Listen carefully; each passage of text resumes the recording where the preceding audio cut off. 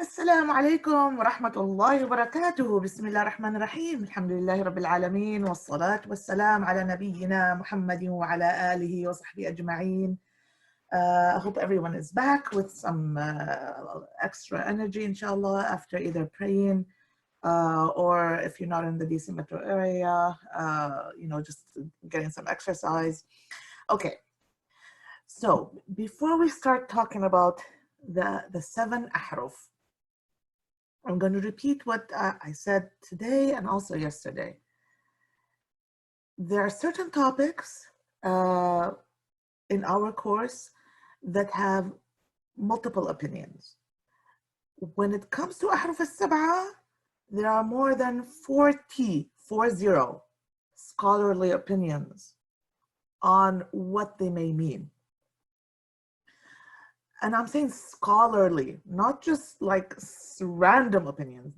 I'm talking about scholarly. That means from top scholars who spent their life dedicated to Qur'an and the sciences of the Qur'an.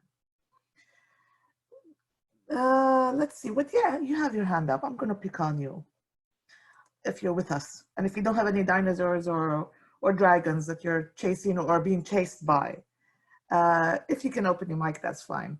Okay, or if you can't, also fine.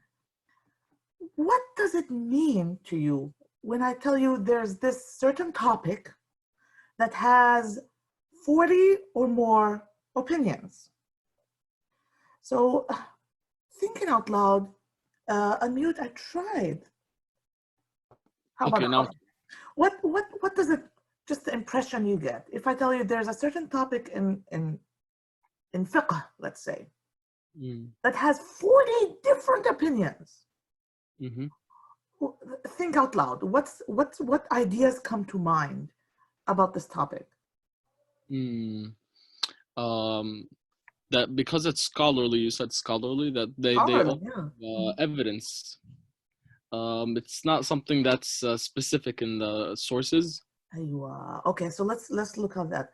So that means they're all relying on a source, so they all agree that it's a real thing. It's something to be discussed. But the sources are not specific enough so that the conclusion is we have 40 or more different opinions that are scholarly. Okay, what else?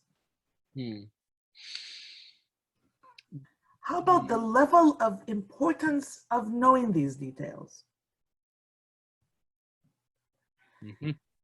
If it was crucially important to a Muslim's belief in Allah and following Islam, would it be so ambiguous that there are 40 different opinions on what it could be?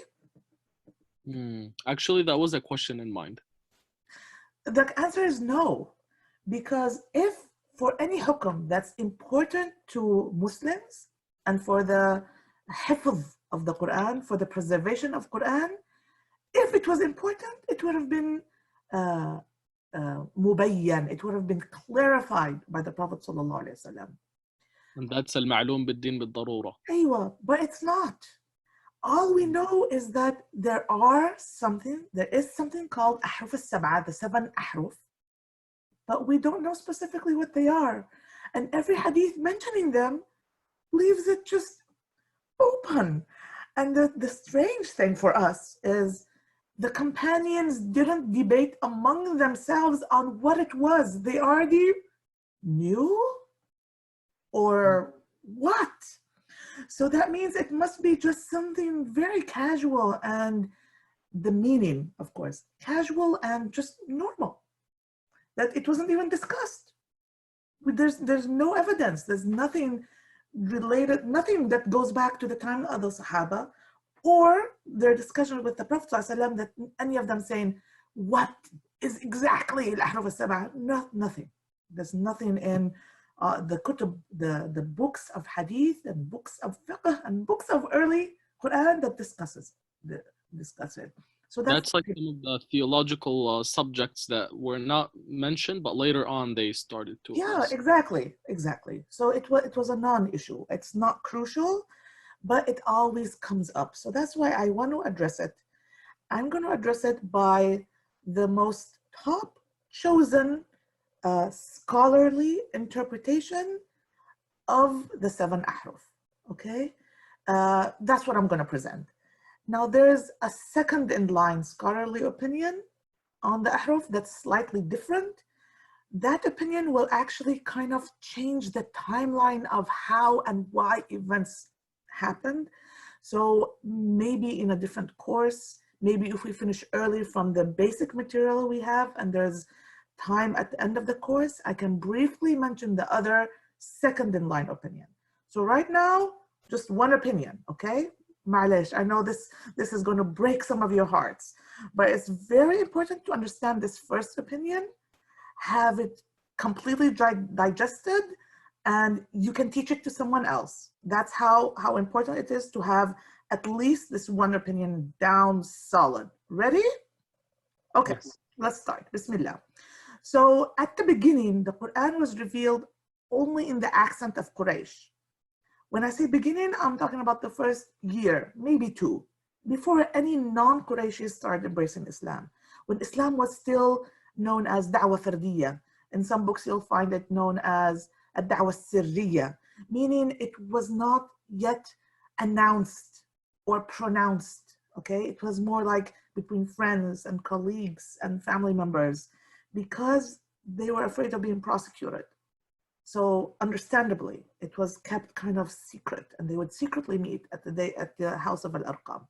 So there was no need to, according to the understanding of the scholars, for the Quran to be revealed in any other accent other than Quraysh, because it was Quraysh mainly who was embracing Islam.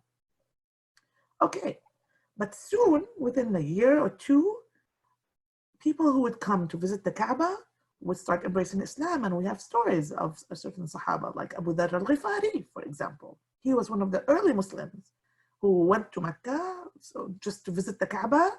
He was warned by Quraysh that there's a crazy, according to them, a crazy man saying crazy sayings. He even stuffed cotton in his ears and made sure he didn't listen, but then he couldn't help it and listened, and he embraced Islam. He's from outside of Quraysh. So eventually we had men and women embracing Islam from other tribes. Okay. Think of it as this way. When the older you get, in general, the harder it is to learn a new language. And when we talk about the different Arabian tribes, the difference between them sometimes can be as difficult as it is for us to learn a new language. Sometimes, like if you're from Somalia, for example, I know some brothers and sisters in Somalia. I ask them, how many languages do you know and can speak and can read? They say 5 or 6. And I'm like, 5 or 6? They say, yes, because in the north we speak this, but in the south we speak that. And then the capital speaks this. And then we learn Qur'an in Arabic, and then we learn English because of the international language. And I'm like, okay, what's the difference between north, south, and middle? And they say it's small, but it's considered another language. If you're from a European country, like France and the surrounding areas, they share a lot of the roots, like the Latin roots.